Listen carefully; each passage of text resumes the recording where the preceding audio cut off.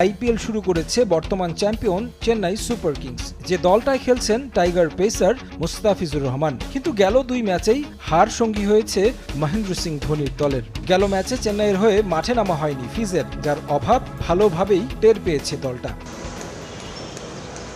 আসন্ন টি-20 বিশ্বকাপে অংশ নিতে আমেরিকার ভিসা প্রসেসিং করতে বাংলাদেশে এসেছেন মুস্তাফিজ, যার কারণে চতুর্থ ম্যাচ খেলতে পারেননি বাঁহাতি পেসার। ভিসার কাজ শেষ করে আবারও দলের সঙ্গে যোগ দিবেন টাইগার পেসার।